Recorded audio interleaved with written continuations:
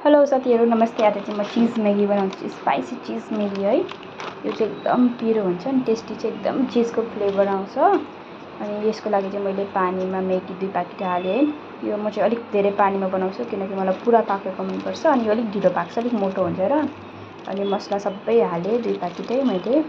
अनि त्यहाँदेखि मजाले हेर्नुस् त पाक्नु दिदैछु मजाले, मतलब एकदम मलाई चाहिँ पुरा पाकेको मन पर्छ, त्यस्तो अलिअलि काँचो मन पर्दैन। त पाक्न दिएँ, हेर्नुस् है। अनि त्यहाँदेखि अब पाकिसक्यो, अब चाहिँ रेडी भयो। अब चाहिँ म खान थालेँ, हेर्नुस् है।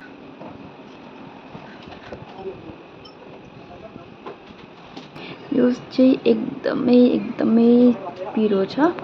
यो चाहिँ के भन्छ, मैगीले अहिले नयाँ फ्लेभर निकालेको चीज मैगी, तर स्पाइसी फ्लेभर के रामेनकै हिसाबले बनाएको, त्यसकारण एकदम पिरो छ। अनि झन् तातो यो चीज भएको कारणले गर्दा तातो खानु नि मजा आउँछ। एकदम मिठो हुन्छ, एकदम चीजको बास्ना मगमग आउँछ अनि खाँदा पनि पिरो। ओ माई गॉड, कस्तो मिठो छ, तपाईलाई थाहा छ नि। तपाईहरु पनि खानु सुरुप तान्दै है, कस्तो दामी छ। अरु भन्दा पनि अहिले बर्खाको टाइममा चाहिँ पुरा मजा आउँछ पानी पर्दै गर्दा खानु। यो चाहिँ पानी परिरहेको थियो कि बाहिर, अनि मैले चाहिँ बनाएर खाएको है। मलाई चाहिँ एकदम मन पर्छ।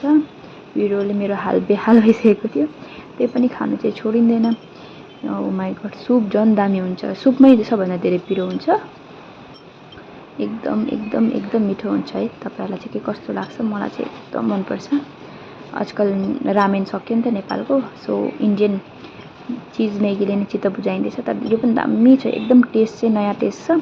एकदम मतलब चीज पपकर्न खानु भएको छ नि, त्यस्तै हुन्छ, चीज पपकर्न खाएको जस्तै। तर यो चाहिँ मैगी फ्लेभर हो, एकदम दामी छ। तपाईहरुले पनि ट्राई गर्नुहोस् होला है। ल, थ्यांक यू भेरी मच है। मैले खाइसकेँ, बाइ।